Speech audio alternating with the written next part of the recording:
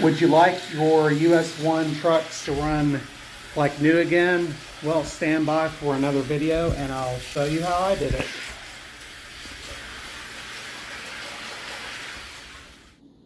Hey everybody, this is Mike. I'm back again today with another US1 trucking video. Recently started this website just as a public service, TycoUS1trucking.com. And it's actually because when I started to restore my set that was in a storage container, I noticed that there was some resources, but not anything detailed, like how to clean this out. All right, if you're not sure how to remove the chassis, there's just tabs on the sides, and you just gently pull that apart and it comes off. This one. And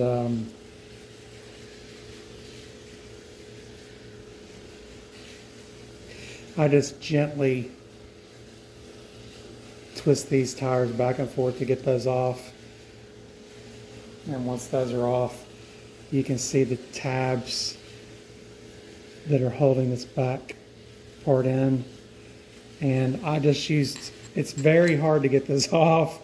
If you look, you'll see the tab slot. Let me get it focused in here. There you go. This is where this top piece snaps in place. So you have to kind of get something to wedge this in and pull this off at the same time. That's how I did it.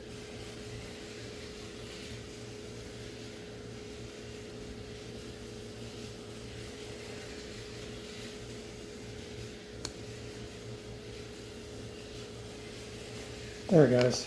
Pop that out. Okay, since once we have that off, you can see the worm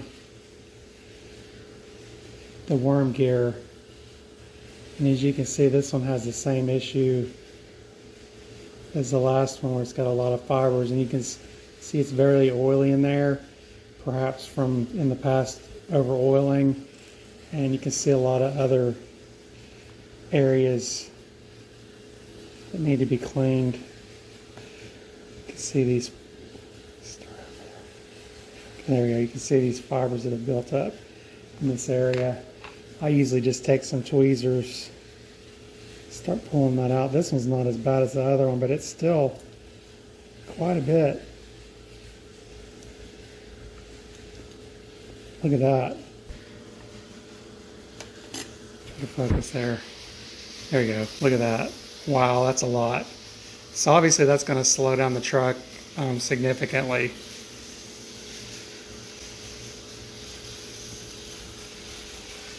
Just a lot of areas that need to be cleaned up in this.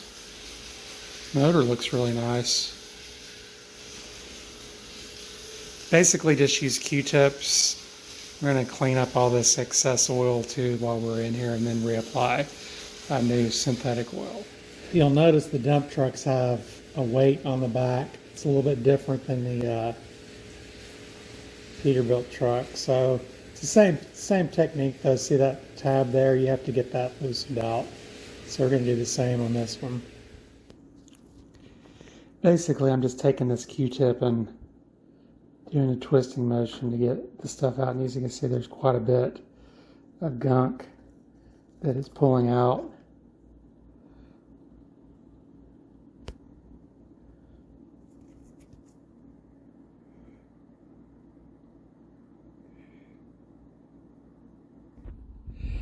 All right, now I'm going to actually use this. This is for dental purposes, but I've put some alcohol in there. You don't want to get it on the engine, but I'm just going to do it kind of like at an angle so it drips down. And then afterwards, I'm going to use my Philips Sonicare toothbrush. I always save an old head for projects like this. It's kind of cool since they're removable. So I'm going to clean this up really good, because it looks like at some point I've probably used some sort of grease or oil, who knows when, in there that shouldn't have been. And then afterwards I'll put some of this super lube back in there to re-lubricate it. This was actually the hair that I got out from in between the axles. That's insane. You know, when you have a truck that's 38 to 40 years old, you start wondering, hey, is that my hair from when I was a teenager or my sister's? I mean, it's pretty crazy. But anyway, so, this is just my ideas, how I did it on mine. So this may not be like the gospel, like, so to speak, how to do it. So if you have any other suggestions or things to point out, let me know in the comments. All right, now I have this nice and clean, and just going to take a little compressed air.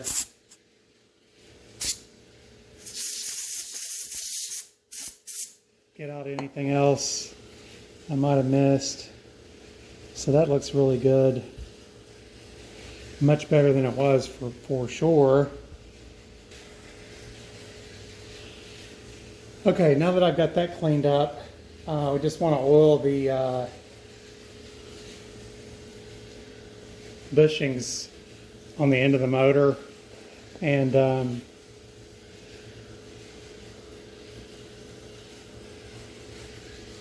they're going to be located right there, and then this one's, it's pretty obvious. You can see that right there.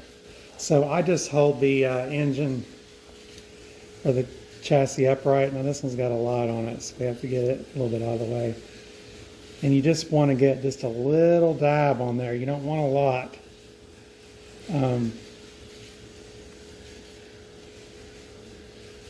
And then I like to take a Q-tip and just kind of dab off any excess that got on, and just use that worm gear to kind of work it in. And then just get rid of any of the excess that might be on the edge. Do the same thing for this side. You don't need to worry about the top part of the gear. Just down here at the base where the motor is.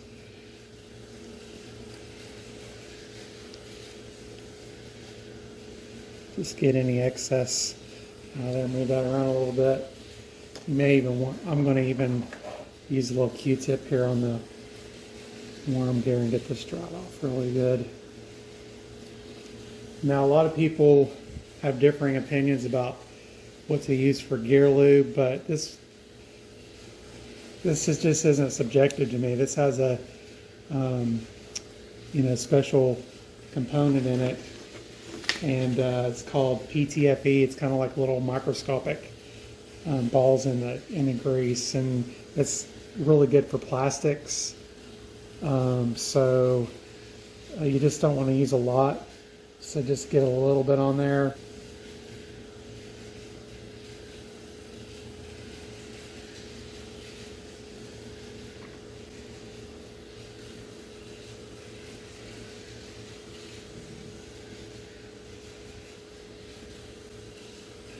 Doesn't take a lot.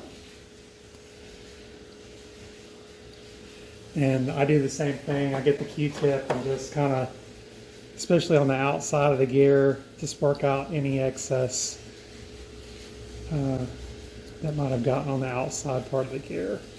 And there may be a better way to do this, but this is good enough for me.